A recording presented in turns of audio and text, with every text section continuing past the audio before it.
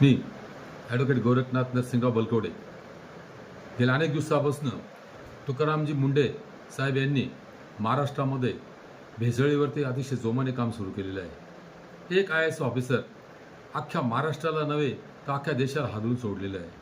याचा अर्थ महाराष्ट्रामध्ये किंवा देशामध्ये प्रत्येक माणूस विष प्रशासन करत होता आणि जेवढे पण व्यापारी आहे भेसळ करणारे हे सगळे त्या खात्याच्या अधीन राहून काम करत होते। पोलीस खातं जे खात्याला आपल्या टॅक्समधून आपण त्यांना पगार देतो, असे अनेक खाते, शेतकी खातं आहे, दारूबंदी खातं आहे, असे वेगवेगळे खाते का ज्यांनी आपलं काम केलं पाहिजे, परंतु तिथला एकही अधिकारी मनापासून कुठलंही काम करत नाही, पाट्या टाकायचे कामं करतात। दुर्दैव आपल्या देशाचं असं आहे की आपले शासनकर्ते सुद्धा त्यांना पाठीशी घालतात। आपण जे आमदार खासदार निवडून देतो त्यांचं कर्तव्य आहे या अधिकाऱ्यांकडून काम करून घ्यायचं, परंतु मला असं वाटतंय की आपली सगळी सिस्टीम ठिसाळ झालेली आहे। स्वातंत्र्य मिळून आज आपल्याला 77 वर्ष झाले, पण आजही आपल्या शेतकऱ्याला गुलामगिरीमध्ये राहावं लागतंय। आजही आपल्या शेतकऱ्याला मालाला भाव द्या म्हणून गवावं लागतंय। दुसऱ्या बाजूला दुधात भेसळ, मुलगा जन्माला आला की भेसळीपासून त्याची जीवनाची सुरुवात होते, मोठा व्हायला लागला पनीर मटण काही असं द्या, प्रत्येक गोष्टीत भेसळ। आणि हे भेसळ करणारे इथले व्यापारी हे बहुतेक करून परप्रांतीय आहे। आपल्या भागामध्ये असणारे मोठे मोठे मिठाईची दुकानं हे कोणाचे? हे सगळे राजस्थान गुजरात इकडनं आलेल्या लोकांचे आहे। आणि म्हणून मी विनंती करतो बहुतेक सगळ्या समाजसेवकांना, तरुण पिढीला, आपली पुढची पिढी जर सुदृढ आपल्याला करायची असेल तर या अशा भेसळयुक्त पदार्थ विकणाऱ्या सर्व व्यापाऱ्यांवरती आणि ज्यांनी असे धंदे केले यांच्यावरती आपण कारवाई केली पाहिजे। जे खातं काम करत नसेल त्यांना आपण काम करायला लावलं पाहिजे।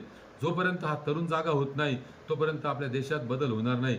एक मुख्यमंत्री आंध्र प्रदेशचा झालेला फिल्म स्टार एका दिवसामध्ये अनेक डिसिजन घेतो आणि समाजात परिवर्तन करतो, परंतु आपल्या महाराष्ट्रामध्ये 10-10 12-12 वर्ष सत्ता बघून सुद्धा कुठल्या प्रकारचं परिवर्तन करू शकत नाही।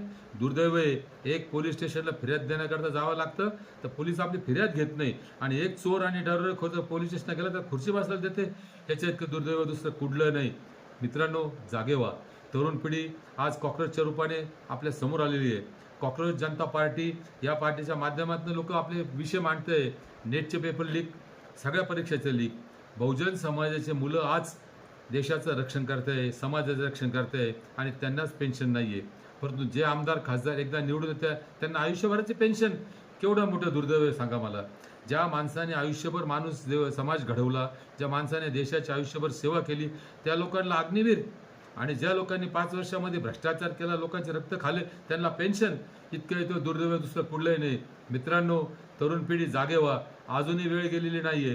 या देशाचं स्वातंत्र्य मिळवलेल्या अनेक लोकांनी रक्ताची आहुती दिलेली आहे आणि रक्ताचं जर आपल्याला कर्ज चुकवायचं असेल तर तुम्हाला जागा होऊन परत एकदा आपल्या देशामध्ये आंतर रेव्होल्यूशन सुरू करावं लागणार आहे।